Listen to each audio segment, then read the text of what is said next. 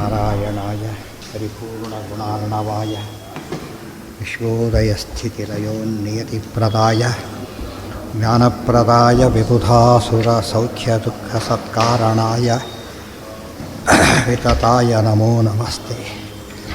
ನಾರಾಯಣಂ ಸುರಗುರುಂ ಜಗದೇಕನಾಥಂ ಭಕ್ತಪ್ರಿಯಂ ಸಕಲಲೋಕನಮಸ್ಕೃತಂಚ ತ್ರೈಗುಣ್ಯವರ್ಧಿತಮಜಂ ವಿಭುಮಾದ್ಯಮೀಶಂ ವಂದೇ ಭವಘ್ನಮಮರಾಸುರಸಿದ್ಧವಂದ್ಯ. ನಾರಾಯಣಂ ನಮಸ್ಕೃತ್ಯ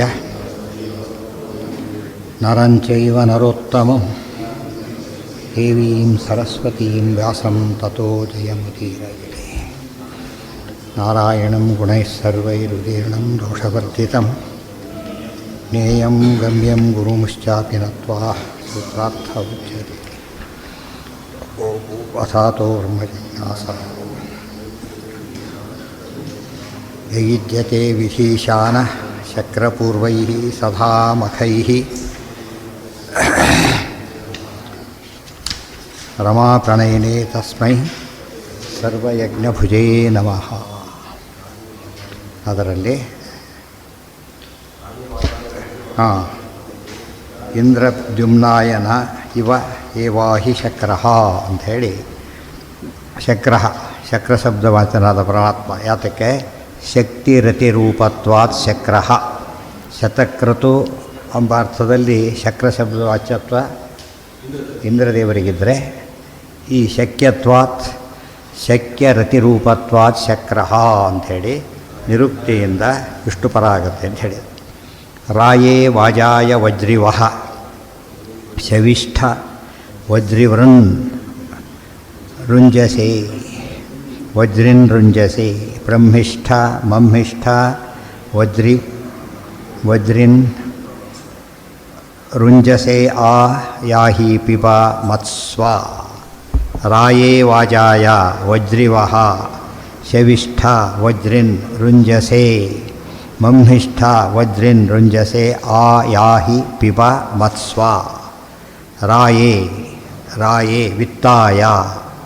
ರಾಯ ಅಂದರೆ ವಿತ್ತಾಯ. ಅದು ಗೃಹಸ್ಥರನ್ನು ರಾಯರು ಅಂತ ಯಾಕೆ ಕರೀತಾಯಿದ್ರು ಅಂತ ಕೇಳಿದರೆ, ಅವರು ಶ್ರೀಮಂತರು, ಇವರೆಲ್ಲ ಆಚಾರ್ಯರು, ಅವರ ರಕ್ಷಣೆ ಮಾಡೋ ಜವಾಬ್ದಾರಿ ಇವ್ರದ್ದು. ಅದಕ್ಕೆ ರಾಯರು ಅಂತ ಹೇಳಿದರೆ ಶ್ರೀಮಂತರು ಸಂಪನ್ನರು ಅಂತ ಅರ್ಥ. ಅದಕ್ಕೆ ಎಂತ ಸಂಪತ್ತು ರಾಯೋ ರಾಯ ಹಾಗೆ ನಡೀತಕ್ಕಂಥ ರಾಯ ಅಂತ ಹೇಳಿದರೆ ಇವು ಯಾರ್ಥ. ಅದಕ್ಕೆ ರಾಯರ ಹೆಸರು ಬಂದಿದ್ದು ಕೂಡ ಭಾರಿ ಕೊಡ್ತಾರೆ, ಅದರಿಂದ ಹೆಸರು ಬರ್ತವೆ. ಅವರು ಗೃಹಸ್ಥರೆಲ್ಲ ಆಚಾರ್ಯರು, ಆಮೇಲೆ ದೊಡ್ಡ ಯತಿಗಳು, ಪೀಠಾಧೀಶರು, ಪರಮಹಂಸರು, ಜೊತೆಗೆ ರಾಯರು. ರಾಯೇ ವಿತ್ತಾಯ ವಾಜಾಯ ಅನ್ನಾಯ. ವಾಜ ಅಂದರೆ ವೇದಗಳಲ್ಲಿ ಮುಖ್ಯವಾಗಿ ಅನ್ನ ಅಂತ ಹೆಸರು. ನಿಮ್ಮ ರಾಯೇ ವಿತ್ತಾಯ ವಾಜಾಯ ಅನ್ನಾಯ ವಜ್ರಿವಾಹ ವಜ್ರಿಣಂ ಇಂದ್ರಂ ವರ್ತಯತಿ ಇತಿ ವಜ್ರಿವಾಹ ಏನು ಹೇಳ್ತಾರೆ? ವಜ್ರಿ ಅಂದರೆ ಇಂದ್ರದೇವರು, ವಜ್ರ ಇರತಕ್ಕಂಥವ್ರು ವಜ್ರಿ, ಧನ ಇರತಕ್ಕಂಥವ್ರು ಧನಿ. ಅದಕ್ಕೆ ನೀವು ಹೇಳಿದ್ರಿ ಈಗ ವಜ್ರಿವಾಹ ವಜ್ರಿಣಂ ವರ್ತಯತಿ. ವಜ್ರಿಣಂ ವರ್ತಯತಿ ಇಂದ್ರದೇವರನ್ನು ಕೂಡ ನಿಯಮನ ಮಾಡೋ ಕೇಶವ್ ವರ್ತಯತಿ. ಇಲ್ಲಿ ವಜ್ರಿಣಂ ವರ್ತಯತಿ. ವಜ್ರಾಯುಧ ಹಿಡಿದಂಥ ಇಂದ್ರದೇವರನ್ನು ಕೂಡ ನಿಯಮನವನ್ನು ಮಾಡೋದರಿಂದ ದೇವರಿಗೆ ವಜ್ರಿಣಂ ಅಂತ ಹೆಸರು. ಇದು ಸ್ವಾರಸ್ಯ ಅಂದರೆ ಬರೀ ಇಂದ್ರಪರ ಅಂತ ಆಗಿದ್ದರೆ ಮಾಡೋಕ್ಕೆ ಬರಲಿದ್ದೇನೆ. ಈಗ ಇಂದ್ರನಿಗೆ ಸ್ವಾಮಿ ಅಂತ ಮಾಡ್ತಿರೋದ್ರಿಂದ ಅದು ಬೇರೆ ಅರ್ಥ ಮಾಡಲೇಬೇಕು ಅಂತ ಆಯಿತು. ವಜ್ರಿವಾಹ ನಿಯಾಮಕತ್ವೇನ ಗಚ್ಚತೀತಿ ವಾ. ನಿಯಾಮಕತ್ವೇನ ಉಪೇಂದ್ರ ರೂಪದಲ್ಲಿ ಜೊತೆಗಿರ್ತಾನೆ ಅಂತ ಅರ್ಥ. ಶವಿಷ್ಠ ಬಲವತ್ತಮ. ಶವಿಷ್ಠ ಶಬ್ದಕ್ಕೆ ಬಲವತ್ತಮ. ಬಲವಾನ್ ಬಲವತ್ತರಃ ಬಲವತ್ತಮಃ, ಅತ್ಯಂತ ಬಲಿಷ್ಠ. ಯಾತಕ್ಕೆ? ಬಲಮಿಂದ್ರಸ್ಯ ಗಿರೀಶಃ ಗಿರೀಶಸ್ಯ ಬಲಂ ಮರುತ್ ಮತ್ತು ಹರಿಸ್ತಸ್ಯ ಬಲಂ ಸಾಕ್ಷಾತ್ ನಹರೇಹೇ ಬಲಮನ್ಯತಃ. ಅದಕ್ಕೆ ಅತ್ಯಂತ ಬಲವಂತ. ಅದಕ್ಕಾಗಿ ಬಲವತ್ತಮ ಅಂತ ಕರೆದು ಶವಿಷ್ಠ. ಷ್ಠ ಅನ್ನೋದು ಸೂಪರ್ಲೇಟಿವ್. ಅದು ಸೂಪರ್ಲೇಟಿವ್ ಆದ್ದರಿಂದ ಶವಿಷ್ಠ ಬಲವತ್ತಮ. ಸುಖವತ್ತಮ. ಶವಶಬ್ದಕ್ಕೆ ವೇದಗಳಲ್ಲಿ ಸುಖ ಅಂತಲೂ ಅರ್ಥ ಇದೆ. ಅದಕ್ಕೆ ರುದ್ರದೇವರಿಗೆ ಆ ಹೆಸರೆಲ್ಲ ಕಾರಣ ಇದೆ. ಅದಕ್ಕೆ ಬಲವತ್ತಮ ಸುಖವತ್ತಮ. ಸುಖ ಅಂತ ಅರ್ಥ ಇರೋದರಿಂದ ಬಲಿಷ್ಠ ಬಲವತ್ತಮ ಶಬ್ದಕ್ಕೆ ಎರಡು ಅರ್ಥ. ಜ್ಞಾನ ಬಲವತ್ತಮ, ಬಾಹುಬಲವತ್ತಮ. ಬಾಹುಬಲದಲ್ಲೂ ಸರ್ವಶ್ರೇಷ್ಠ, ಜ್ಞಾನಬಲದಲ್ಲೂ ಸರ್ವಶ್ರೇಷ್ಠ. ಅದರ ಫಲ ಸುಖವತ್ತಮ, ಅತ್ಯಂತ ಸುಖಿ, ಆನಂದಮಯೋ ಅಭ್ಯಾಸ. ವಾ ರುಂಜಸೆ ಪ್ರೇರಯಸಿ ಸರ್ವಾನ್, ದೇವರ ಮಹಿಮೆ. ಧಿಯೋ ಯೋನಃ ಪ್ರಚೋದಯಾತ್, ಸರ್ವ ಪ್ರೇರಕ, ಸರ್ವಸ್ವಾಮಿ, ಸರ್ವ ಪ್ರೇರಕ. ಯಾವಾಗಲೂ ಕೂಡ ಕೆಲಸ ಅವ್ರು ಹೇಳಲಿ ಅಂತಾರೆ, ಮುಖ್ಯಸ್ಥ ಹೇಳಿ ಅವ್ರು ಹೇಳಲಿ ಅಂತ ಹೇಳಿದರೆ ಹೇಳೋ ಶಕ್ತಿ ಇರೋದು ಯಾರಿಗೆ? ಮುಖ್ಯಸ್ಥನಿಗೆ. ಅದಕ್ಕೆ ಸರ್ವ ಪ್ರೇರಕನಾದವನು ಪರಮಾತ್ಮ. ಕೆಳದವನು ಪ್ರೇರೇಪಣೆ ಮಾಡೋ ಶಕ್ತಿ ಬೇರೆಯವರಿಗಿದೆ, ಮೇಲಿನವರಿಗೆ. ಎಲ್ಲರನ್ನೂ ಪ್ರೇರೇಪಣೆ ಮಾಡೋ ಶಕ್ತಿ ಇರೋದು ಭಗವಂತನಿಗೆ. ರುಂಜಸೆ ಪ್ರೇರಯಸಿ ಸರ್ವಾನ್ ಮಂಹಿಷ್ಠ. ಮಂಹಿಷ್ಠ ಅಂದರೆ ಅತ್ಯಂತ ಮಹಿಷ್ಠ, ಪೂಜ್ಯ, ಶ್ರೇಷ್ಠ, ಭಾರಿ ದೊಡ್ಡವರು. ವಜ್ರಿನ್ ನೀನು ಅವರು ವಜ್ರಿನಂ, ವಜ್ರ ಹಿಡಿದಂಥ ಇಂದ್ರದೇವರನ್ನು ನೀನು ರಕ್ಷಣೆ ಮಾಡ್ತೀನಿ. ಜೊತೆಗೆ ನೀನೆಂಥವನು ಅಂದರೆ ವಜ್ರಿನ್, ಮೈಯೆಲ್ಲ ವಜ್ರ. ಅವ್ರಿಗೆ ಮೈಯೆಲ್ಲ ವಜ್ರ ಅಲ್ಲ. ಇಲ್ಲಿ ವಜ್ರ ಶಬ್ದಕ್ಕೆ ಏನಂತ ಅರ್ಥ, ಏನಂತ ಬರುತ್ತೆ? ವಜ್ರ ಅಂತ ಹೇಳಿದರೆ ರಕ್ಷಕ ಅಂತ. ಎಲ್ಲರನ್ನೂ ನಡೆಸ್ತಾನೆ. ಕಂಪನಾತೊಂದು ಎಲ್ಲರೂ ನಡೆಸ್ತಾನೆ. ವಜ್ರ ಎಂಬುದು ಶೋಭೆಗೆ ಕಾರಣ, ಅತ್ಯಂತ ಶೋಭಾಯಮಾನ. ರುಂಜಸೆ ಇತ್ಯ ಅಭ್ಯಾಸ. ಇಲ್ಲೂ ಮೊದಲು ರುಂಜಸೆ ಅಂದರು, ಅಲ್ಲೂ ರುಂಜಸೆ ಅಂತ ಕರೆದರು. ಮೊದಲಲ್ಲೂ ಬಂತು, ಅದರಲ್ಲೂ ಬಂತು. ಯಾತಕ್ಕೆ ಅಂದರೆ ಅಭ್ಯಾಸ ತಾತ್ಪರ್ಯಾರ್ಥ. ಅಭ್ಯಾಸ ಅಂದ್ರೇನು? ರಿಪೀಟ್ ಮಾಡೋದು. ರಿಪೀಟ್ ಮಾಡೋದಕ್ಕೆ ಅಭ್ಯಾಸ ಅಂತ ಕರೀತಾರೆ. ಅದಕ್ಕೆ ವಿದ್ಯಾರ್ಥಿಗಳಿಗೆ ಅಭ್ಯಾಸ ಮಾಡಿ ಅಂತ ಹೇಳಿದ್ರೇನು? 10 ಸರ್ತಿ ಬರೀರಿ, 20 ಸರ್ತಿ ಬರೀರಿ. ಏನು ತೋರಿಸುತ್ತದೋ? ರಿಪೀಟೆಡ್ಲಿ ಅಭ್ಯಾಸ ಮಾಡೋದು ಅಂತ ಅರ್ಥ. ಅದಕ್ಕಾಗಿ ಮಂಹಿಷ್ಠ ವಜ್ರಿನ್ ರುಂಜಸೆ ಇತಿ ಅಭ್ಯಾಸ ತಾತ್ಪರ್ಯಾರ್ಥ. ಮತ್ಸ್ವ ಮದಂ ಕುರು. ಮತ್ಸ್ವ ಮತಿ ಹರ್ಷೆ, ನೀನು ಹರ್ಷದ ನಮ್ಮ ಬಗ್ಗೆ ಸಂತೋಷಪಡು. ನಾವು ಮಾಡೋದು ಭಾರಿ ಕಡಿಮೆ, ಆದರೆ ಏನು ಮಾಡಬೇಕು ನೀನು? ನಮಗೆ ಇರೋದೇ ಅಷ್ಟಾದ್ದರಿಂದ ಕುಚೇಲ ಕೊಟ್ಟ ಮುಷ್ಟಿ ಅವಲಕ್ಕಿಗೆ ಸಂತೋಷಪಟ್ಟನಲ್ಲ ಹಾಗೆ ಮತ್ಸ್ವ ಮದಂ ಕುರು. ಸೊ ರಾಯೇ ವಾಜಾಯ ನಮಗೇನು ಬೇಕೀಗ? ಒಂದು ಕಡೆ ಐಶ್ವರ್ಯ ಬೇಕು ಸಾಧನೆಗೆ, ಆಮೇಲೆ ಬದುಕಲಿಕ್ಕೆ ಅನ್ನ ಬೇಕು, ನಿಜವಾಗ್ಲೂ ಬದುಕಲಿಕ್ಕೆ ಜ್ಞಾನ ಬೇಕು. ಅದಕ್ಕಾಗಿ ಅನ್ನಯ ವಿತ್ತಾಯ. ಅದು ಬೇರೆ. ಮದದಲ್ಲಿ ಎರಡರ್ಥ ಇದೆ. ಮದಾಂಧ ಮದ ಅದು ಬೇರೆ. ಅಂದರೆ ಅದು ಎಂಥ ಮದ? ಅದು ಕೆಟ್ಟ ಮದ. ಅದು ಐಶ್ವರ್ಯಾದಿಗಳಿಂದ ಬರ್ತಕ್ಕಂಥ ಮದ ಕೆಟ್ಟ ಮದ. ಈ ಜ್ಞಾನಾಗಲಿ ಬರ್ತಕ್ಕಂಥ ಮದ ಅದು ಹರ್ಷ, ಆನಂದಕ್ಕೆ ಕಾರಣ ಆಗತ್ತೆ. ಇದು ಪೂರ್ತಿ ಆನಂದ, ಇದು ದುಃಖಕ್ಕೂ ಕಾರಣ ಆಗತ್ತೆ. ಇದು ಎರಡಕ್ಕೂ ಸೇರಿದ್ದು, ಅದು ಅಪೂರ್ಣ ಜೊತೆಗೆ. ಇದು ಹಾಗಲ್ಲ, ನಿಶ್ಚಿತವಾಗಿ ಆನಂದ ಕೊಡೋದು, ಶಾಶ್ವತ ಆನಂದ ಕೊಡೋದು. ಅದಕ್ಕೆ ಮದಿ ಹರ್ಷೆ ಅಂತ ಪದದಿಂದ ಬಂದಿರೋದು. ವಿನಾಕಾರಣ ಹರ್ಷಪಟ್ಟರೆ ಮದ ಅಂತ ಕರೀತಾರಷ್ಟೆ. ಸರಿಯಾಗಿ ಪಟ್ಟರೆ ಅದು ಮತ್ಸ್ವ ಮದಂ ಕುರು. ವಿತಾರಾಯ ಸುವೀರ್ಯಂ ಭುವೋ ವಾಜಾನಾಂ ಪತಿ ವಶಾನ್ ಅನು ಮಂಹಿಷ್ಠ ವಜ್ರಿನ್ ರುಂಜಸೆ ಯಹ ಶವಿಷ್ಠ ಶೂರಾಣಾಂ. ವಿದಾ ವಜ್ರಿನ್ ರುಂಜಸಿ ಇಂದು ಕೂಡ ಬಂದಿತ್ತು. ಅದಕ್ಕೆ ವಿದಾ ರಾಯ ವಿದಾ ಅಂಥೇಳಿದರೆ ವೇದಯ ತಿಳಿಸಿಕೊಡು. ರಾಯ ರಾಯ ಸುವೀರ್ಯಂಚ ಲಂಭಯ ವೇದಯ ತಿಳಿಸಿಕೊಡು ಅಂತ. ವೇದಯ ತಿಳಿಸಿಕೊಡು. ರಾಯ ಸುವೀರ್ಯಂಚ ಒಳ್ಳೆಯ ಸಾಮರ್ಥ್ಯ ಕೊಡು. ಶಬ್ದ ಹೇಳಿದ ರಾಯ ಶಬ್ದಕ್ಕೆ ಅರ್ಥ ಆಗಲೇನೆ. ವಾಜಾನಾಂ ಪ್ರಜಾನಾಂ ಪತಿ ಭುವಃ ಅಭವಃ, ಎಲ್ಲ ಪ್ರಜೆಗಳಿಗೂ ಪತಿಯಾಗಿದ್ದೀನಿ. ಪ್ರಜಾ ವೈ ವಾಜಃ, ಅಲ್ಲಿ ವಾಜ ಅಂದರೆ ಅನ್ನ ಅಂತ ಅರ್ಥ ಹೇಳಿದರು. ಇಲ್ಲಿ ವಾಜ ಶಬ್ದಕ್ಕೆ ಪ್ರಜಾ ಅಂತ ಅರ್ಥ ಹೇಳಿದರು. ಅದು ಅರ್ಥ ಇದೆ ಅಂತ ಹೇಳಿದ್ರೆ ಕೋಟ್ ಮಾಡ್ತಾರೆ. ಪ್ರಜಾ ವೈ ವಾಜಃ, ಎರಡೂ ಪ್ರಯೋಗ ಇದೆ. ಇತ್ಯಾದಿ ಶ್ರುತೇ ವಶಾನ್ ಅನು ಯಥಾವಶಂ. ವಶ ಇಚ್ಛಾಯಾಮಿತಿ ಧಾತು. ವಶ ಇಟ್ಕೋ ಅಂಥೇಳಿ ಇಚ್ಛೆಪಟ್ಟ ನಡೆಸೋ ಅಂತ ಅರ್ಥ. ಯಥಾವಶಂ ನೀನು ವೇದಪತಿ ವಶಾನ್ ಅನು, ನಿನ್ನ ಇಚ್ಛೆಗನುಗುಣವಾಗಿ ಎಲ್ಲರನ್ನೂ ಕೂಡ ನೀನು ಪ್ರೇರೇಪಿಸು. ಯಥಾವಶಂ ಯಥೇಚ್ಛಂ ಅಂತ ಅರ್ಥ. ಶೂರಾಣಾಂ ಸಕಾಶಾತ್ ಬಲವತ್ತಮಃ, ನೀನು ಶೂರರಲ್ಲೂ ಶೂರ. ಶವಿಷ್ಠ ಶೂರಾಣಾಂ, ಶವಿಷ್ಠ ಸೂಪರ್ಲೇಟಿವ್. ಹಿಂದೂ ಬಂದಿತ್ತು ಶವಿಷ್ಠ ಅಂಥೇಳಿ, ಅಲ್ಲಿ ಬಲಿಷ್ಠರಲ್ಲಿ ಶ್ರೇಷ್ಠ ಅಂತೇಳಿದರೆ ಶೂರಾಣಾಂ ಶವಿಷ್ಠ ಅಂದರೆ ಶೂರರಲ್ಲಿ ಶೂರ ಶೂರಜನೇಶ್ವರ. ವಿಷ್ಣು ಸಹಸ್ರನಾಮದಲ್ಲಿ ಶೂರಜನರಿಗೂ ಈಶ್ವರ. ಶೂರಾಣಾಂ ಸಕಾಶಾತ್ ಬಲವತ್ತಮಃ. ಇಷ್ಟೆಲ್ಲ ಇರೋದ್ರಿಂದ ನಮ್ಮನ್ನು ರಕ್ಷಣೆ, ಇದೆಲ್ಲ ದೇವರ ಮಹಿಮೆಗಳು. ಎಷ್ಟಾಗಿದ್ದಾರೆ, ಏನೇನು ಮಾಡ್ತಾನೆ, ತಿಳಿಸೋದು ಕೊಡೋದು ಎಲ್ಲ ದೇವ್ರ ಕೈಲಿದೆ. ಎಲ್ಲರನ್ನೂ ಪ್ರೇರೇಪಣೆ ಮಾಡ್ತಾನೆ. ತಾನು ಇಷ್ಟಪಟ್ಟ ಹಾಗೆ ಅವ್ರ ಯೋಗ್ಯತೆ ತಕ್ಕಂತೆ ನಡೆಸ್ತಾನೆ. ಎಲ್ಲ ತಿಳಿಸಿದ್ದು. ಯೋ ಮಂಹಿಷ್ಠೋ ಮಘೋನಾಂ ಚಿಕಿತ್ವೋ ಅಭಿ ನೋ ನಯ ಇಂದ್ರೋ ವಿದೆ ತಮಂ ಸ್ತುಷೇ ವಸೀಹಿ ಶಕ್ರಃ. ಯೋ ಮಂಹಿಷ್ಠ ಮಘೋನಾ ಚಿಕಿತ್ವ ಅಭಿ ನಹ ನಯ ಇಂದ್ರ ವಿದೆ ತಂ ಉ ಸ್ತುಷೆ ವಸೀಹಿ ಶಕ್ರಃ ಮಘೋನಾಂ ಯಶಸ್ವಿನಾಂ ಮಹತ್ತಮಃ ಹಿಂದೆ ಹೇಳಿದರು. ಮಘ ಶಬ್ದಕ್ಕೆ ಮಖ ಅಂತ ಅರ್ಥ ಇದೆ, ಯಶಸ್ಸು ಅಂತ ಅರ್ಥ ಇದೆ. ಅದಕ್ಕೆ ಮಘೋನಾಂ ಯಶಸ್ವಿನಾಂ ಮಹತ್ತಮಃ. ನೋಡಿ, ಇಲ್ಲಿ ಮಹಿಮಿಷ್ಟ ಇಲ್ಲಿ ಬಂತು, ಅಲ್ಲಿ ಮಮ್ಮಿಷ್ಟ ಬಂತು. ಅದಕ್ಕೆ ಸಂಬಂಧಪಟ್ಟಿದ್ದರಲ್ಲಿ ಶ್ರೇಷ್ಠ. ಮಘೋನಾಂ ಕೀರ್ತಿವಂತರಲ್ಲಿ ಸರ್ವಶ್ರೇಷ್ಠ. ಯಾಕೆ ಭೂತ ಭವ್ಯ ಭವತ್ಪ್ರಭು ಅಧಿಕಾರದ ಆಗ ಕೀರ್ತಿ ಭಾರಿ ಇರುತ್ತೆ. ಆಮೇಲೆ ಹೆಸರು ಕೂಡ ಬರ್ತಾ ಹೋಗುತ್ತಾರೆ ಯಾರು ಅಂತ. ಓ ನೀವು ಇದ್ರಿ ಅಂತ ಕೇಳೋ ಸ್ಥಿತಿ ಬಂದುಬಿಡುತ್ತೆ. ಅವನೇ ಹೇಳ್ಕೋಬೇಕು ಇಂಥವನಾಗಿದ್ದೆ ಅಂತ. ಯಾಕೆ ಬೇಕು ಇರಲ್ವೆಂಟ್ ಆಗಿಬಿಡ್ತಾನೆ. ದೇವ್ರು ಹಾಗಲ್ಲ, ಯಾವ ಕಾಲಕ್ಕೂ ಏನಾಗಿದ್ದಾನೆ ಯಶಸ್ವಿನಾಂ ಮಹತ್ತಮ. ಯಶಸ್ವಿಗಳು ಅತ್ಯಂತ ಮಹತ್ತಮ. ಏನಿದೆ ಚಿಕಿತ್ತು ಮುಂದೆ ಬಿಡಿಸ್ಬೇಕು ಅದನ್ನು. ಚಿಕಿತ್ತು ಸಂಧಿ ಆಗುತ್ತೆ, ನಮಃ ನಮೋ ಆಗುತ್ತಲ್ಲ ಹಾಗೆ.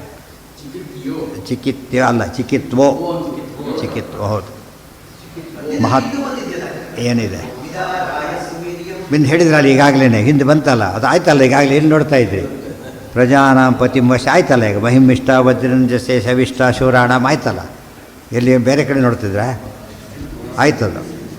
ಮಘೋನಾಂ ಯಶಸ್ವಿನಾಂ ಮಹತ್ತಮಃ. ಅಲ್ಲೂ ಆಚಾರ್ಯ ವ್ಯತ್ಯಾಸ ಇಡ್ತಾರೆ. ಕೀರ್ತಿ ಯಶಸ್ಸು ಎರಡಕ್ಕೆ ವ್ಯತ್ಯಾಸ ಇದೆ. ಹಾಗೆ ಸುಹೃನ್ ಮಿತ್ರಕ್ಕೆ ಎರಡು ರಫ್ಲಿ ಎರಡು ಒಂದೇ. ಸೂಕ್ಷ್ಮ ವಿಚಾರ ತೊಗೊಂಡ ವ್ಯತ್ಯಾಸ ಇದೆ.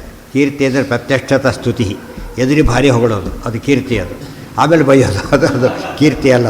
ಅದು ಅಧಿಕಾರಿಗಳು ಹೊಗಳಲೇಬೇಕಾದ ಕೀರ್ತಿ ಅಷ್ಟೇ. ಅದು ಯಶಸ್ಸು ಅಂದ್ರೇನು, ಭಾರಿ ಒಳ್ಳೆಯ ಅಧಿಕಾರಿ. ಆಮೇಲೆ ನೆನೆಸ್ತಾರೆ ಅವರು ಗುರುಮುಂದೆ ಅವರಿದ್ದರು ನೋಡಿ ಹೇಗಿದ್ರು ಗೊತ್ತಾದ, ಅದು ಯಶಸ್ಸು. ಅಂದರೆ ಪ್ರತ್ಯಕ್ಷದಲ್ಲಿ ಹೊಗಳಿದಾಗ ಅನಿವಾರ್ಯ ಕೂಡ ಆಗ್ತದೆ ಕೆಲವು ಸಲ ಮನಸ್ಸಿದ ಹೊಗಳು. ಯಶಸ್ಸು ಆಗಲ್ಲ. ಎದುರಿಗಿಲ್ದ ಹೊಗಳ್ಬೇಕಾದ್ರೆ ಏನಾಗಿರ್ಬೇಕದು ನಿಜವಾಗಲೂ ಇರಬೇಕು. ಹಿರಿಬೇಕು. ಇದು ಅರ್ಥ ಮಾಡಿಕೊಂಡು ಸೂಕ್ಷ್ಮ ವ್ಯತ್ಯಾಸಗಳಿದೆಲ್ಲ. ಅದಕ್ಕೆ ಯಶಸ್ಸನ್ನು ಕೊಡು ಅಂತ ಕೇಳ್ತಾರೆ. ಕೀರ್ತಿ ಕೊಡೋ ಮೊದಲು ಬೇರೆ, ಯಶಸ್ಸನ್ನು ಎರಡೂ ಕೊಟ್ಟು ಇನ್ನೂ ಶ್ರೇಷ್ಠ. ಎದುರಿಗೂ ಹೊಡ್ತಾರೆ ದೇವರನ್ನು ಪ್ರತ್ಯಕ್ಷರಾದಾಗ, ಉಳಿದಂತೆ ಹೊಡ್ತಾನೆ ಇರ್ತಾರೆ. ದೇವ್ರನ್ನ ಹೊಗಳಷ್ಟು ಯಾರನ್ನೂ ಹೊಗಳಕ್ಕೆ ಸಾಧ್ಯ ಇಲ್ಲ. ದೇವರು ಸಾಮಾನ್ಯ ಕಾಣೋದಿಲ್ಲ. ಸೊ ಎಂಥದ್ದು ಯಶಸ್ಸು ಅದು, ಗೊತ್ತಾಯ್ತಾ? ಎದುರಿಗೆ ಇಲ್ದಾಗಲೂ ಹೇಳ್ತಾರೆ, ಎದುರಿಗೆ ಇದ್ದಾನೆ ಕಾಣಿಸೋದಿಲ್ಲ. ಆದ್ದರಿಂದ ಅದು ಯಶಸ್ಸು. ಯಶಸ್ವಿನಾಂ ಮಹತ್ತಮಃ ಚಿಕಿತ್ವಃ ಜ್ಞಾತಃ ಕರ್ತರಿ ಕರ್ತಃ ಇತಿವ. ಚಿಕಿತ್ವ ಅಂದ್ರೇನು? ತಿಳಿದವನು, ಹೇ ತಿಳಿದವನೇ. ಸಂಬೋಧನೆ ಅದು. ಜ್ಞಾತ ಜ್ಞಾತಾರೋ ಜ್ಞಾತಾರಃ ಹೇ ಜ್ಞಾತಃ. ಜ್ಞಾತ ತಿಳಿದವನು, ಏನು ಎಲ್ಲ ತಿಳಿದವರು. ತಿಳಿದವರು ಅಂದರೆ ಏನರ್ಥ? ಆ ವಿಷಯ ತಿಳಿದವರು ಅಂತ ಅರ್ಥ. ಬರೀ ತಿಳಿದವರು ಅಂತ ಎಲ್ಲ ತಿಳಿದವರು, ಸರ್ವಜ್ಞ ಪರಮಾತ್ಮ. ಜೊತೆಗೆ ಕರ್ತ, ಎಲ್ಲ ತಿಳಿದಿದ್ದಾನೆ, ಮಾಡ್ಲಿಕ್ಕೆ ಬರೋದಿಲ್ಲ. ಮಾಡ್ಲಿಕ್ಕೆ ಬರುತ್ತೆ ಹೇಳ್ಕೊಟ್ರೆ. ಎರಡು ದೇವರು ಏನಾಗಿ ಜ್ಞಾತಃ ಕರ್ತಃ, ಎಲ್ಲ ತಿಳಿದಿದೆ, ಎಲ್ಲವನ್ನೂ ಮಾಡ್ತಾನೆ ಕೂಡ. ಇತಿ ವಾ ನಹ ಹೇಳಿದ್ದಾರೆ. ಕಾರ್ ಓನರೇ ಡ್ರೈವಿಂಗ್ ಬರೋದಿಲ್ಲ, ಗೊತ್ತಾಯ್ತಲ್ಲ. ಡ್ರೈವರ್ ದುಡ್ಡು ಕೊಡ್ತಾನೆ ಬೇಕಾದರೆ, ತಾನು ಡ್ರೈವ್ ಮಾಡ್ಲಿಕ್ಕೆ ಬರೋದಿಲ್ಲ. ದೇವ್ರು ಹಾಗಲ್ಲ, ಎಲ್ಲವನ್ನೂ ಮಾಡ್ತಾನೆ, ಮಾಡಿಸ್ತಾನೆ. ಎರಡೆರಡು. ನಹ ಅಭಿತಃ ಸರ್ವತೋ ನಯ. ಅಭಿ ನಹ ನಯ. ನಹ ನಮ್ಮನ್ನು, ಅಸ್ಮಾನ್ ಅಂದರು ಒಂದೇ, ನಹ ಅಂದರು ಒಂದೇ. ಪಾಂತು ಅಸ್ಮಾನ್ ನಮ್ಮನ್ನು ಅಂದರೆ ಗುಂಪು ಸಜ್ಜನ ವೃಂದವನ್ನೇ ಏನು ಮಾಡಬೇಕು ನೀ ಈಗ? ನಯ ಮುಂದಕ್ಕೆ ಕರ್ಕೊಂಡು ಹೋಗು. ಮುಂದಕ್ಕೆ ಎಲ್ಲಿ ಕರ್ಕೊಂಡು ಹೋಗ್ಬೇಕು? ಯಾತಕ್ಕೆ ಕಡೆಗೆ? ಅದಕ್ಕೆ ಅಭಿತಃ ಸರ್ವತೋ, ಎಲ್ಲ ಕಡೆ ಸರ್ವತೋ ಅಭಿವೃದ್ಧಿ, ಎಲ್ಲದರಲ್ಲೂ ಮುಂದಿರ್ಬೇಕು. ಹಾಗೆ ಮಾಡು.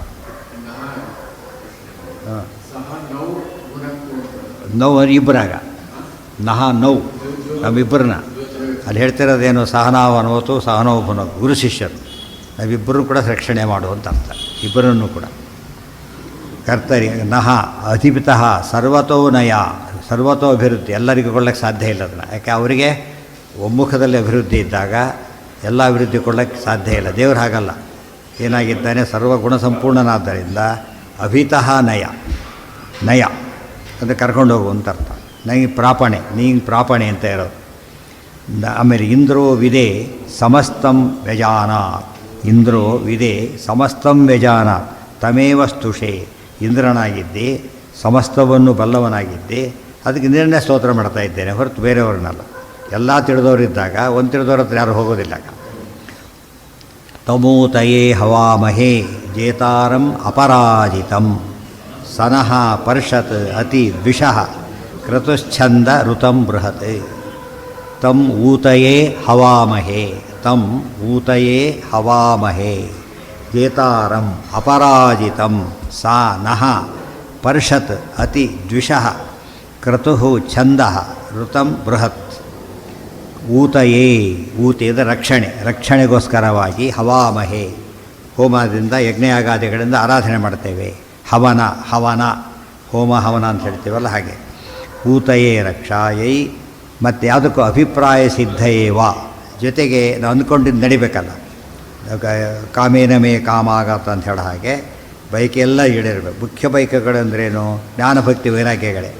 ಅದಕ್ಕೆ ಅಭಿಪ್ರಾಯ ಸಿದ್ಧಯೇವ.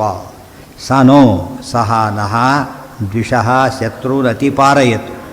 ನಮ್ಮ ಶತ್ರುಗಳು ಇದ್ದೇ ಇರ್ತಾರೆ. ಒಳ್ಳೆಯವರಿಗೆ ಶತ್ರುಗಳ ಸಂಖ್ಯೆ ಜಾಸ್ತಿ ಇರುತ್ತೆ. ಆವಾಗ ಕೆಟ್ಟವರಿಗೆ ಶತ್ರುಗಳು ಕಡಿಮೆ. ಎದುರಿಗಂತೂ ಹೆದರ್ತಾರೆ, ಕೈ ಮುಗಿದೋಗ್ಬಿಡ್ತಾರೆ. ಆಮೇಲೆ ಬೈದರು ಎದುರಿಗೆ ಮಾತ್ರ ಹಾಗಲ್ಲ. ಎದುರಿಗೆ ಬೈಯೋ ಸಜ್ಜನರನ್ನೇ, ದುಷ್ಟನ ಎದುರಿಗೆ ಬೈಯೋಲ್ಲ ಹೊಡೆದಾಕ್ಬಿಡ್ತಾರೆ ನಾವು. ಸಜ್ಜನರು ಬಯಸ್ಕೋತಾರೆ. ಆದ್ದರಿಂದ ಹೇಳ್ತಾರೆ ಅವ್ರು ಬಯಸ್ಕೊಳ್ಳೋಕ್ಕೆ ಕಾರಣ ಏನೋ ಇವ್ರ ಪುಣ್ಯ ಅವ್ರಿಗೆ ಹೋಗುತ್ತೆ. ಗೊತ್ತಾಯ್ತಾ? ಅದು ಸಜ್ಜನರು ಯಾಕೆ ಎದುರು ಬಯಸ್ಕೊಂಡು ಸುಮ್ಮನೆ ಇರ್ತಾರೆ ಅಂದರೆ ಅವ್ರಿಗೆ ಕೈಲಾಗೋದಿಲ್ಲ ಅಂತಲ್ಲ, ಪುಣ್ಯ ಕೂದಲೇ ಕೊಡ್ತಿದ್ದಾರೆ ಪುಣ್ಯಾತ್ಮ ಅಂಥೇಳಿ ಬಯಸ್ಕೋತಾರೆ ಅಂತ. ಅಯೋಗ್ಯರಾಗದೆ ಹೊಡೆದು ಬಿಡ್ತಾರೆ. ಅದಕ್ಕೆ ಯಾವಾಗ ನಿಂದೆ ಅನ್ನೋದನ್ನು ಸಹಿಸ್ಕೊಳ್ಳೋ ಸಜ್ಜನರ ಲಕ್ಷಣ ಆಗಲಿಕ್ಕೆ ಕಾರಣ ಅವ್ರಿಗೆ ರಹಸ್ಯ ಗೊತ್ತೇನಂತೇಳಿ. ಅವನು ಯಾಕೆ ದುಷ್ಟರ ಸಹಿಸ್ಕೊಳ್ಳೋದು ಗೊತ್ತಿಲ್ಲ ಅವನಿಗೆ. ಅವನು ಬೈದು ಪುಣ್ಯ ಕಳ್ಕೊಂಡ್ಬಿಡ್ತಾರೆ. ಸುಮ್ಮನೆ ಪುಣ್ಯ ತೊಗೊಂಡ್ಬಿಡ್ತಾರೆ. ಆದ್ದರಿಂದ ಯಾವ ಲೋಕದಲ್ಲೂ ಹಾಗೇನೆ. ಸುಮ್ಮನೆ ಕೂತವ್ರು ರೇಗಿಸಿದರೆ ಉಳಿದವ್ರು ಅವನು ಬೈತಾರೆ, ರೇಗಿಸ್ತಾರೆ. ಪಾಪ ಅವನೇ ಕಡೆ ತಟ್ಟಿ ಹೋಗ್ತೀನಿ ಅಂತ. ಆ ದೃಷ್ಟಿಯಲ್ಲಿ ಅದಕ್ಕೆ ನಿಂದಕರಿರಬೇಕು ಅಂತ ಒತ್ತಿ ಹೇಳ್ತಾರೆ.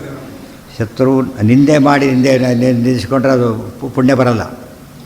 ತಪ್ಪು ಮಾಡಿದ್ದಾನೆ ಬೈತಾರೆ, ಆಗ ಅವ್ರ ಪುಣ್ಯ ಇವರು ಬರೋದಿಲ್ಲ. ತಪ್ಪು ಮಾಡದೇ ಇದ್ದ ಬೈದರೆ ಬರೋದು. ಇಲ್ಲದವ್ರು ಏನಾಗುತ್ತೆ, ಕೆಟ್ಟ ಬಯಸ್ಕೊಳ್ಳೋ ಕೆಲಸ ಮಾಡೋದು ಬಯಸ್ಕೊತಿರೋದು, ಅದು ಮೋಸ ಆಗುತ್ತೆ. ಹಾಗೆ ಮಾಡೋಂಗಿಲ್ಲ. ಒಳ್ಳೆಯ ಕೆಲಸ ಮಾಡಿದಾಗ ಬೈತಾರಲ್ಲ, ಆಗ ಬೈದವ್ರ ಪುಣ್ಯ ಹೇಳಿ ಇವ್ರಿಗೆ ಬಂದ್ಬಿಡ. ಶತ್ರುನ್ ಅತಿಪಾರಯತು ಪಾಪಾನಿ ತಮಾಂಸಿ ವಾ. ನಮ್ಮನ್ನು ದಾಟಿಸ್ಬೇಕು. ಅಭಿಪಾರಯತು ಎಲ್ಲ ಪೂರ್ತಿ ದಾಟಿಸಿಬಿಡ್ಬೇಕು. ಎಲ್ಲಿಂದ? ಪಾಪಾನಿ, ಪಾಪಗಳಿಂದ ದೂರ ಮಾಡಬೇಕು. ಎರಡು ದೂರ ಮಾಡೋದು ಅಂದರೆ ಪಾಪಗಳನ್ನು ಮಾಡದಂತೆ ಮಾಡಬೇಕು ಫಸ್ಟು. ಅಕಸ್ಮಾತ್ ಮಾಡಿದರೆ ಪರಿಹಾರಕ್ಕೆ ವ್ಯವಸ್ಥೆ ಮಾಡಬೇಕು. ಪಾಪಾನಿ ತಮಾಂಸಿ ಅಂದರೆ ಅಜ್ಞಾನ, ಕತ್ತಲಿಂದ ದೂರ ಮಾಡಿ. ನಮಗೆ ಅಜ್ಞಾನ ಎಷ್ಟು ವಿಷಯದಲ್ಲಿ ಲೆಕ್ಕನೇ ಇಲ್ಲ. ನಮ್ಗೆ ಗೊತ್ತಿದ್ದ ವಿಷಯದಲ್ಲೇ ಅಜ್ಞಾನ ಬರುತ್ತೆ. ಜೊತೆಗೆ ಗೊತ್ತಿದ್ದ ವಿಷಯ ಬಿಟ್ಬಿಟ್ಟು ನಮ್ಮ ಸಬ್ಜೆಕ್ಟಲ್ಲೇ ಅಜ್ಞಾನ ಇರುತ್ತೆ. ಬೇರೆ ಸಬ್ಜೆಕ್ಟ್ ವಿಷಯ ಅಂತೂ ಏನೂ ಗೊತ್ತಿರೋದಿಲ್ಲ. ಅದು ಹಾಗೆ ಎಂದೂ ಬರದಂತೆ ಮಾಡು. ಕ್ರತು ಡ್ರೈವರ್, ಎಕ್ಸ್ಪರ್ಟ್ ಡ್ರೈವರ್ ಸ್ವಲ್ಪ ನಿದ್ದೆ ಹೊಡೆದ, ಕಣ್ಣು ಮುಚ್ಚಿದ, ಮುಗಿದೋಯ್ತು. ನಾನು ಅರ್ಧ ಮುಕ್ಕಾಲು ಗಂಟೆ ನಿದ್ದೆ ಮಾಡಬೇಕಾಗಿಲ್ಲ. 1 ನಿಮಿಷ ಕೂಡ ಅಲ್ಲ, ಸೆಕೆಂಡ್ ಕೂಡ ಅಲ್ಲ. ಎಷ್ಟು ಸಾಕು ನೋಡಿ. ಅವನಿಗೆ ಇದಾಯ್ತು ಸ್ವಲ್ಪ ತಮಾಂಸಿ, ಅಜ್ಞಾನ ಹೋಗದೆ ಹೋಗಿಬಿಟ್ರೆ ಅವನು ಎಷ್ಟು ಜನ ಸಾಯ್ತಾರೆ, ಅವನು ಸಾಯ್ತಾನೆ. ಅದಕ್ಕೆ ತಮಾಂಸಿವ ಪಾಪಾನಿ ತಮಾಂಸಿವ. ಏನು ಮಾಡಬೇಕು ನೀನು? ಪಾರಯ, ದಾಟಿಸಿಬಿಡು ಹೇಳ್ತಾರೆ. ಅತಿಪಾರಯತು, ಅತಿ ಅಂದರೆ ಸಂಪೂರ್ಣ ದಾಟಿಸಿಬಿಡೋದು. ಮತ್ತೊಮ್ಮೆ ತಪ್ಪು ಬರಬಾರ್ದು. ಮುಕ್ತಿ ಕೊಟ್ಟಾಗ ಏನಾಯ್ತು ಅಲ್ಲಿಗೆ? ಪೂರ್ತಿ ಪರಿಹಾರ. ಮುಕ್ತಿ ಕೊಟ್ಟ ಮೇಲೆ ಮತ್ತೇನು ಬರೋ ಚಾನ್ಸೇ ಇಲ್ಲ. ಆ ಮುಕ್ತಿ ಕೊಡುವಂತಲೇ ತಾತ್ಪರ್ಯ. ಕ್ರತುಹು ದೇವರಿಗೆ ಏನಂತ ಹೆಸರು? ಕ್ರತೋಸ್ಮರ, ಕೃತಂ ಸ್ಮರ ಬಂದಿತ್ತು. ಎಲ್ಲಿದ್ದದು? ಈಶಾವಾಸ್ಯದಲ್ಲಿ ಬಂದಿತ್ತು. ಅದಕ್ಕೆ ಕ್ರತೋ ಜ್ಞಾನರೂಪನೇ, ಎಲ್ಲವನ್ನೂ ಬಲ್ಲವನು. ಕ್ರತುಹು ಜ್ಞಾನರೂಪ, ಛಂದ ಇಚ್ಛಾರೂಪ. ನೀನು ಜ್ಞಾನರೂಪನಾಗಿದ್ದಿ. ಜ್ಞಾನ ಇಚ್ಛಾ ಕ್ರಿಯಾ ಮೂರಿರಬೇಕು. ಛಂದ್ಯತ್ವಾತ್ ಛಾದನತ್ವಾತ್ವ ಋತಂ ಅಶೇಷ ಶಾಸ್ತ್ರಾವಗತಂ. ಋತಂ ಋಗತವು ಅಂತಿರೋರು. ಅಶೇಷ ಶಾಸ್ತ್ರ ಅವಗತಂ, ಎಲ್ಲ ಶಾಸ್ತ್ರಗಳಿಂದ ಪ್ರತಿಪಾದ್ಯನಾದವನು ನೀನು. ದೇವರಿಗೆ ಅದಕ್ಕೆ ಏನಂತ ಹೆಸರಿದೆ? ಋತ ಅಂತ ಕರೀತಾರೆ. ಋಗತವು ಅಂತ ಹೇಳಬೇಕಾದ್ರೆ ಸರ್ವಾಪೂರ್ವಾವಗತವತ್ ಸದಾ ತಿಷ್ಠತಿ ತೇನೇದಂ ಅಂತ ತತ್ವೋದ್ಯೋತಲ್ಲಿ ಹೇಳ್ತಾರೆ. ಅವರು ಒಂದೇ ರೀತಿ ಇರ್ತಾನೆ ದೇವರು, ಬದಲಾವಣೆ ಇಲ್ಲ. ಏಕೆ? ಅಪೂರ್ಣ ವಸ್ತು ಆದರೆ ಇಂಪ್ರೂವ್ ಆಗಬೇಕು. ದೇವರು ಪೂರ್ಣ ವಸ್ತುವಾದ್ದರಿಂದ ಯಾವಾಗಲೂ ಪರಿಪೂರ್ಣ. ನೀನು ಅಂತ ಅಶೇಷ ಶಾಸ್ತ್ರ ಅವಗತ, ಶಾಸ್ತ್ರಗತ ಅವಗತ, ಅಶೇಷ ಶಾಸ್ತ್ರ ಅವಗತ, ಸರ್ವಶಾಸ್ತ್ರ ಪ್ರತಿಪಾದ್ಯ. ಎಲ್ಲರೂ ಎಲ್ಲ ಶಾಸ್ತ್ರ ಪ್ರತಿಪಾದ್ಯರಲ್ಲ. ಆದರೆ ಸರ್ವ ಏಕದೇಶ. ಆಯಾ ಫೀಲ್ಡಲ್ಲಿದ್ದರೆ ಏಕದೇಶ, ಅದರಲ್ಲೂ ಏಕದೇಶ. ಮತ್ತೆ ಜನರಲ್ ಬರೀ ಅಷ್ಟೇ, ಸ್ಪೆಸಿಫಿಕೇಷನ್ ಸ್ವಲ್ಪ ಜಾಸ್ತಿ ಆಯಿತು. ಎಲ್ಲ ವಿಷಯಗಳಲ್ಲೂ ಎಲ್ಲ ರೀತಿಯಲ್ಲೂ ಕೂಡ ಶಿಲ್ಪಾದಿ ಶಾಸ್ತ್ರದಲ್ಲಿ ಉಳಿದವ್ರಿಗೆ ಪ್ರವೇಶ ಬೇಕಿಲ್ಲ. ಆರ್ಟ್ಸ್ ಬಗ್ಗೆ ಸೈನ್ಸ್ನವರಿಗೆ ಸೈನ್ಸ್ ಬಗ್ಗೆ ಆರ್ಟ್ಸ್ ಗೊತ್ತಿರೋ ನೆಸಿಟಿ ಇಲ್ಲ. ದೇವರು ಹಾಗಲ್ಲ. ಅಶೇಷ ಶಾಸ್ತ್ರ ಅವಗತ, ಎಲ್ಲ ಶಾಸ್ತ್ರ ತಿಳಿದಿದ್ದಾನೆ, ಎಲ್ಲ ಶಾಸ್ತ್ರ ಪ್ರತಿಪಾದ್ಯನಾಗಿದ್ದಾನೆ. ಎರಡೆರಡು, ಎಲ್ಲ ಶಾಸ್ತ್ರ ಬಲ್ಲವನು, ಎಲ್ಲ ಶಾಸ್ತ್ರ ಪ್ರತಿಪಾದ್ಯನಾದವನು. ಮತ್ತು ಎಷ್ಟು ಶಾಸ್ತ್ರ ಓದಿದ್ರು ದೇವ್ರ ಬಗ್ಗೆ ಜಾಸ್ತಿ ತಿಳಿಯಲಿಕ್ಕೆ ಶುರುವಾಗುತ್ತೆ. ಯಾವ ಶಾಸ್ತ್ರ ಓದಿದರೂ ಕೂಡ ಕೊನೆಗೆ ಎಂಡಾಗೋದು ಎಲ್ಲದು? ದೇವ್ರ ಮಹಿಮೆಯಲ್ಲಿ. ದೇವ್ರ ಮಹಿಮೆ ಇನ್ನೊಂದು ಮುಖ ಗೊತ್ತಾಗ್ತಾ ಹೋಗುತ್ತೆ. ಅದೇ ಉದಾಹರಣೆ ಸೇತುವೆ ಕಟ್ಟಿದ್ದು ನೋಡಿದ್ರೆ ಏನು ಅನಿಸುತ್ತದು? ಇವತ್ತು ಕಟ್ಟೋದು ಸರ್ವಾತ್ಮನ ಅಸಾಧ್ಯ ಇರಬೇಕಾದ್ರೆ ಆ ಕಾಲಕ್ಕೆ 5 ದಿವಸದಲ್ಲಿ ಇವತ್ತು ಕಟ್ಟಿದರೂ ಎಷ್ಟೋ ದಿವಸ ಎಷ್ಟೋ ದುಡ್ಡು ಹೋಗ್ತಿರುತ್ತೆ, ಏನೇನೋ ಆಗ್ತಿರುತ್ತೆ. ಗೊತ್ತಾಯ್ತು, ಆಗೋದಿಲ್ಲ ಒಂದು. ಆಗ ಕೆಲಸ ಕೂಡ ಆಗಬೇಕಾದಾಗ ಆಗಬೇಕು ಅಂತೇಳಿ ಯಾವಾಗಲೂ ಉದ್ಘಾಟನೆ ಆದಮೇಲೆ ಮೊದಲಾಗೆ ಉದ್ಘಾಟನೆ ಮಾಡೋದು. ಉದ್ಘಾಟನೆ ಆಗಲಿಕ್ಕೆ ಮುಂಚೆ ಗೃಹ ಪ್ರವೇಶನೇ ಪೂರ್ತಿ ಆಗಿರೋದಿಲ್ಲ, ಇನ್ನು ಸೆಕೆಂಡ್ ಕೋಟ್ ಆಗಿಲ್ಲ ಅಂತ ಇರ್ತಾರೆ, ಕೆಲವು ರಿಪೇರಿ ಆಗಿರೋದಿಲ್ಲ. ಆದ್ದರಿಂದ ಅದೆಲ್ಲ ಆಗಬಾರ್ದು. ದೇವರು ಎಲ್ಲದನ್ನೂ ಪರ್ಫೆಕ್ಟಾಗಿ ಮಾಡ್ತಾನೆ, ಅದು ಎಲ್ಲದನ್ನೂ ಕೂಡ. ಆ ದೃಷ್ಟಿಯಿಂದ ಅಶೇಷ ಶಾಸ್ತ್ರ ಅವಗತ. ಇಂದ್ರ ಅದನ್ನೇನಾಯ್ತು ಒಟ್ಟು ತಮ್ ಊತಯೇ ಹವಾಮಹೇ, ನಮಗೆ ರಕ್ಷಣೆ ಆಗಬೇಕು ದೇವರಿಂದ. ಜೇತಾರಂ ಅಪರಾಜಿತಂ, ಎಲ್ಲವನ್ನು ಗೆದ್ದವನು ಎಂದು ಸೋಲೇ ಇಲ್ಲ ದೇವರಿಗೆ. ಅಥಾಪರಾಜಿತ, ವಿಷ್ಣುಸಹಸ್ರನಾಮದಲ್ಲಿ ಅಪರಾಜಿತ ಅಂತ ಹೆಸರಿದೆ. ಜಿತ, ಪರಾಜಿತ, ಅಪರಾಜಿತ. ಜಿತ ಅಂದ್ರೇನು ಸೋತವನು, ಪರಾಜಿತ ಅಂದರೆ ಪೂರ್ತಿ ಸೋತವನು, ಅದಕ್ಕೆ ಆಪೋಸಿಟ್ ಅಪರಾಜಿತ. ಸೊ ಅಪರಾಜಿತ ದೇವರ ಹೆಸರು. ಅಪರಾಜಿತಂ ಜೇತಾರಂ, ಅದಕ್ಕೆ ಹೇಳಿದ್ದೆ ನೋಡಿ, ಅಲ್ಲೇ ವಾಕ್ಯ ನೋಡಿ ಹೇಗಿದೆ. ವಶೀ ವಶೇನ ಕಶ್ಯಾಪಿ ಯೋಜಿತೋ ವಿಜಿತಾಖಿಲ, ಅದರ ಅರ್ಥ ಇದೆ.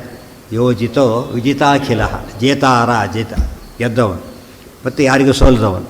ಅದಕ್ಕೋಸ್ಕರನೇ ಅದು ದ್ವಾದಶ ಸ್ತೋತ್ರ ಸರಿಯಾಗಿ ಆಚಾರ್ಯ ಎಷ್ಟು ಅರ್ಥ ಹೇಳ್ತಾರೆ ಅಂತ ಕೇಳಿದರೆ, ನಾವು ಜಾಸ್ತಿ ಓದಿದಷ್ಟು ಜಾಸ್ತಿ ಅರ್ಥ ಆಗುತ್ತೆ. ಅದ್ರ ಜೇತಾರಂ ಅಪರಾಜಿತಂ, ಅದೇ ಹೇಳ್ತಿರೋದು. ಆತ ಎಲ್ಲರನ್ನೂ ಗೆಲ್ತಾನೆ, ಅವ್ರಿಗೆಲ್ಲಕ್ಕೆ ಯಾರ ಕೈಲೂ ಸಾಧ್ಯ ಇಲ್ಲ, ಯೋಚನೆ ಮಾಡಲಿಕ್ಕೂ ಸಾಧ್ಯ ಇಲ್ಲ, ಎಲ್ಲ ಯೋಚನೆ ಕೂಡ ಮಾಡಲಿಕ್ಕೆ ಶಕ್ಯ ಇಲ್ಲ. ಇಚ್ಛಾರೂಪ ಅಪರಾಜಿತಂ ಸನಃ ಪರ್ಷತ್ ಅತಿದ್ವಿಷಃ, ಸನಃ ಪರ್ಷತ್ ಅತಿ ಶ್ರಿಧಃ, ಸಾತಯೇ ಲಬ್ಧಯೇ, ಶ್ರಿಧಃ ವಿನಾಶಾತ್, ನಮ್ಮನ್ನು ಸಾತ ಲಬ್ಧಯೇ ಏನು ಮಾಡಬೇಕು ಪರಮಾತ್ಮ. ಸನಃ ಪರ್ಷತ್ ಅತಿ ದ್ವಿಷ, ನಮ್ಮ ದ್ವಿಷ ಅತಿದ್ವಿಷ, ನಮ್ಮ ದ್ವೇಷ ಮಾಡ್ತಾರಲ್ಲ ಅವರಿಂದ ನಮ್ಮನ್ನು ಪಾರು ಮಾಡಲಿ, ಶತ್ರುಗಳನ್ನು ನಾಶ ಮಾಡಲಿ. ಶತ್ರುಗಳು ಎರಡು, ಹೊರಗಿನವ್ರು ಬೇರೆ ಒಳಗಿನವ್ರು ಬೇರೆ. ಹೊರಗಿನ ಶತ್ರುಗಳೆಲ್ಲ ಫಿಸಿಕಲ್ ಆಗಿರೋದು, ಒಳಗೆ ಅಂತಃಶತ್ರುಗಳು ಕಾಮಕ್ರೋಧಾದಿಗಳು ಎಂಥದ್ದು ಒಳಗಿದ್ದೇ ನಾಶ ಮಾಡ್ತಕ್ಕಂಥದ್ದು. ಜ್ವರ ಗಿರ ಎಲ್ಲಿಂದ ಬರುತ್ತೆ? ಜ್ವರ ಒಳಗೆ ಎಂಟರಾಗಿದೆ, ಹೊರಗಿನಿಂದ ಅಲ್ಲ. ಹೊರಗಿನಿಂದ ಬಿಸಿಲು ಜ್ವರ ಅಂತ ಕರೆಯೋದಿಲ್ಲ. ಬಿಸಿಲಲ್ಲಿ ಓಡಬೇಕು, ಮೈಯೆಲ್ಲ ಸುಡ್ತಾ ಇದೆ, ಜ್ವರ ಅಂತ ಕರೆಯೋದಿಲ್ಲ. ಚಳಿಗಾಲ ಗಡಗಡ ನಡುತ್ತಾ ಒಳಗಿಂದ ಬರ್ತಾಯಿದೆ. ಆದ್ದರಿಂದ ಅದು ಅಂತಃಶತ್ರುವನ್ನು ಪರಿಹಾರ ಮಾಡೋದು. ಜನ್ಮಾಧಿ ವ್ಯಾಧ್ಯುಪಾಧಿ ಪ್ರತಿಹತಿ ವಿರಹ ಪ್ರಾಪಕಾಡ, ಅದಕ್ಕೆ ಪರಿಷ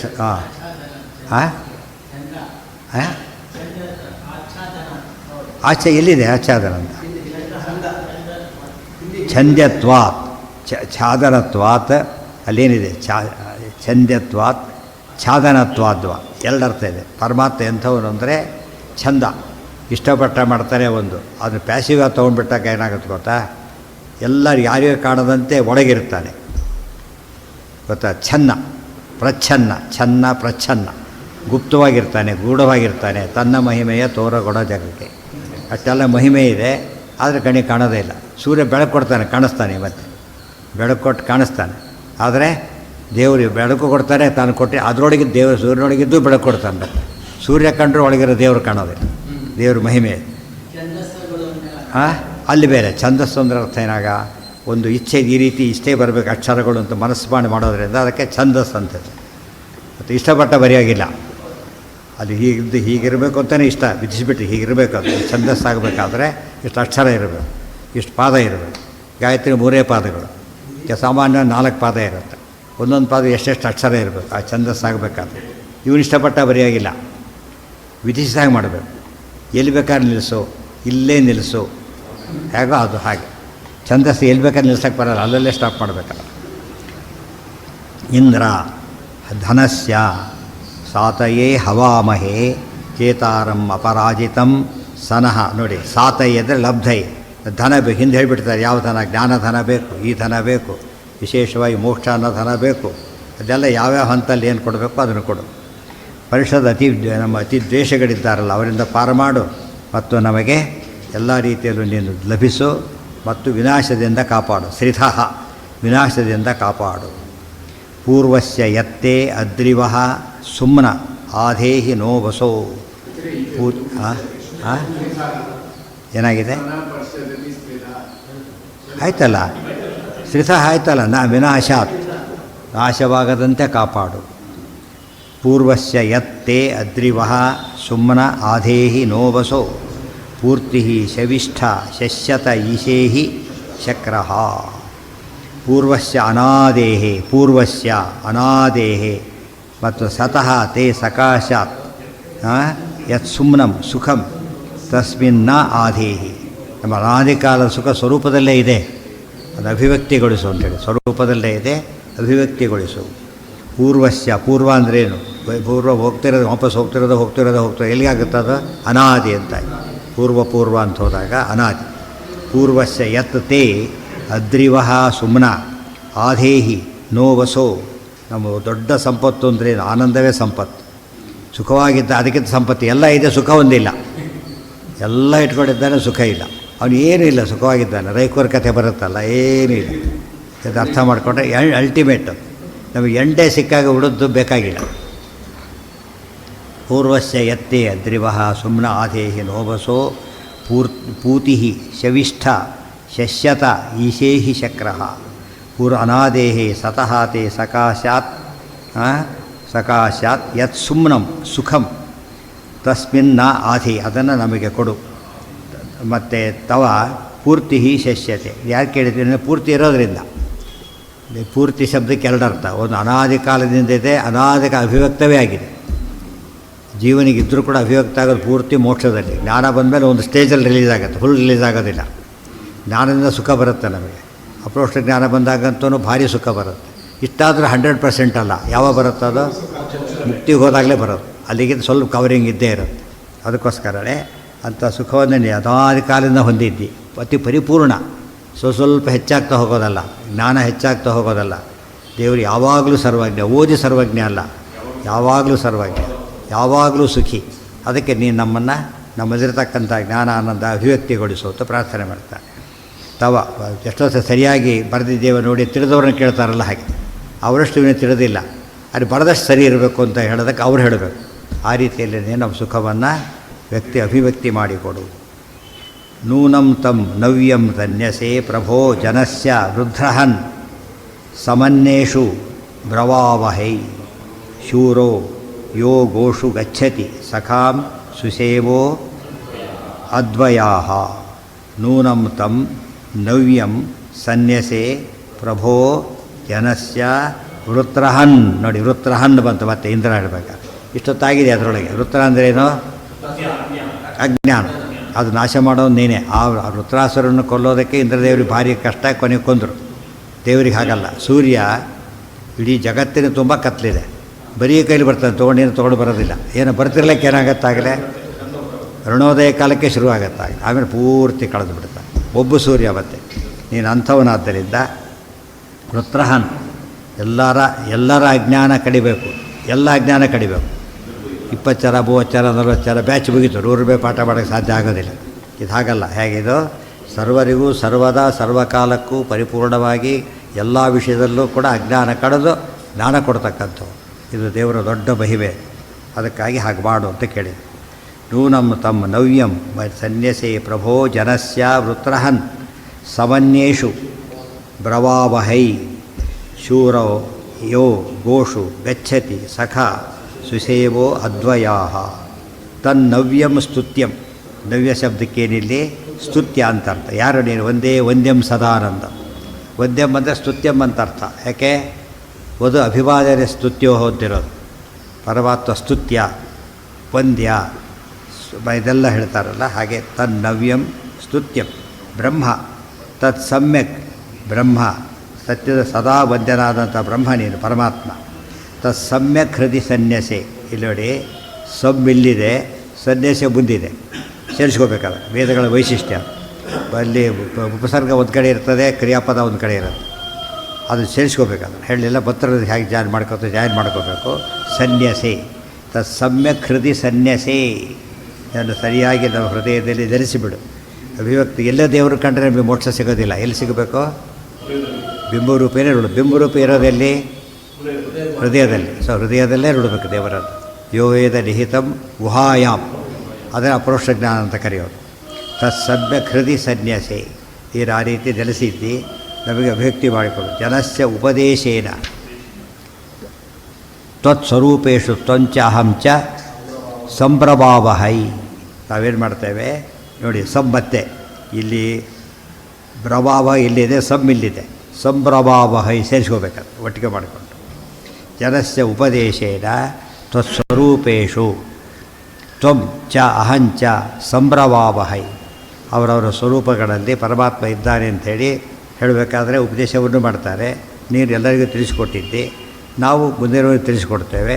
ನೀನು ಸರ್ವಾಂತರ್ಯಾಮಿ ಬಿಂಬರೂಪಿಯಾಗಿ ನೆಲೆಸಿದ್ದು ಎಲ್ಲವನ್ನೂ ಮಾಡುವವನು. ದೇವರು ಎಲ್ಲಿದ್ದಾರೆ ಎಂಬುದು ಕುತ್ರ. ಎಲ್ಲ ಕಡೆ ಇದ್ದಾರೆ ದೇವರು, ಹೌದು.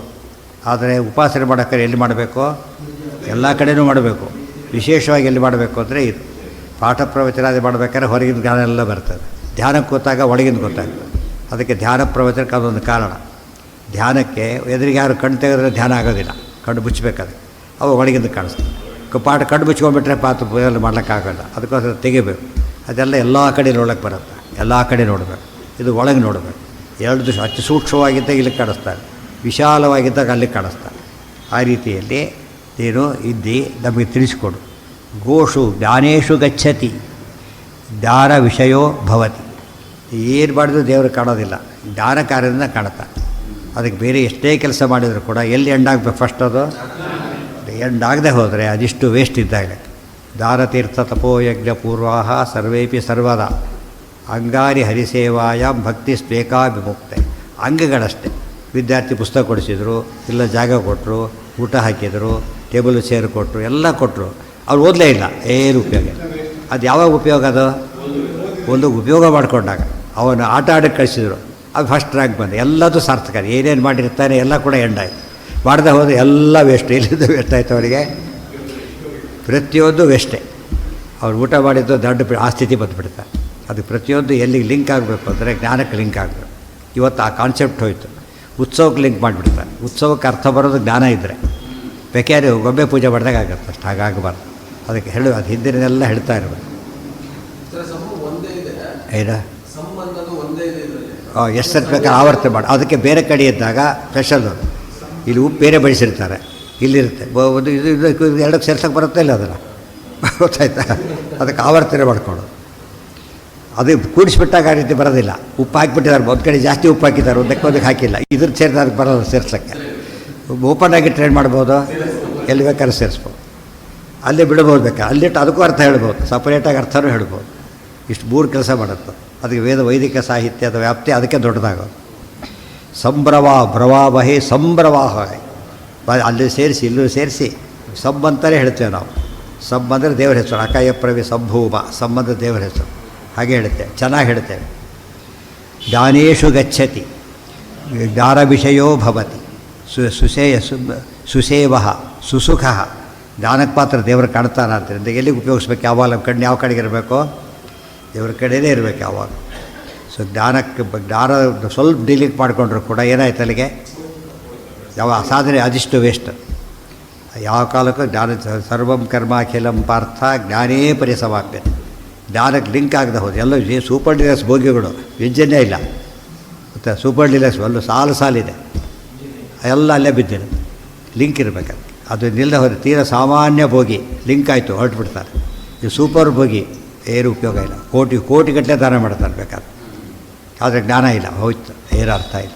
ಜ್ಞಾನ ಇದೆ, ಸುಧಾಬಿ ಇಷ್ಟು ಅವಲಕ್ಕಿ ಕೊಟ್ಟ ಅಷ್ಟೇ. ಎಷ್ಟು ಕೌಂಟ್ ಆಯ್ತದ? ಸಿಕ್ಕಾಬಟ್ಟಿ ವ್ಯಾಲ್ಯೂ ಬರುತ್ತೆ. ಅದು ಜ್ಞಾನದಿಂದ ಮಾಡೋದು. ಇವತ್ತು ಅಧಿಕಾರಿ ಸೈನ್ ಮಾಡ್ತಾರೆ, ದುಡ್ಡು ಯಾವುದಕ್ಕೆ ಕೊಡೋದು? ನಮಗೂ ಸೈನ್ ಮಾಡೋಕ್ಕೆ ಬರುತ್ತೆ. ಆ ಸಿಗ್ನೇಚರ್ ಏನಿದೆ? ಪವರ್ ಇದೆ, ಜ್ಞಾನ ಇದೆ. ಅವ್ರು ಸುಳ್ಳು ಪವರ್ ಕೊಡೋಲ್ಲ ಯಾರಿಗೂ ಕೂಡ. ಅವನ ಪೋಸ್ಟಿಗೆ ಬಂದಿದ್ದರೆ ಜ್ಞಾನದಿಂದ ಬಂದಿದ್ದಾನೆ. ಆದ್ದರಿಂದ ಅದಕ್ಕೆ ಬೆಲೆ. ಅದು ನಮಗೆ ಇಷ್ಟು ಸೈನ್ ಮಾಡೋಕ್ಕೆ ಇಷ್ಟ ಮಾಡ್ತಾರೆ ಅಂತ ಕೇಳ್ತಾರೆ. ಅದು ಎಷ್ಟು ಬೆಲೆ ಇದೆ ಸಿಗ್ನೇಚರ್ ಹಾಕಿದ ತಕ್ಷಣ, ಗೊತ್ತಾಯ್ತಾ? ಎಲ್ಲರೂ ಹಾಕಾಗಿಲ್ಲ, ಹಾಕಬೇಕಾದ್ರೆ ಹಾಕಿದರೆ ಮಾತ್ರ ಬೆಲೆ ಇರೋದು. ಆ ದೃಷ್ಟಿಯಲ್ಲಿ ನೋಡೋದು ಚಿಕ್ಕದು ಕಾಣಿಸುತ್ತೆ, ದೊಡ್ಡ ಕೆಲಸ ಅದು.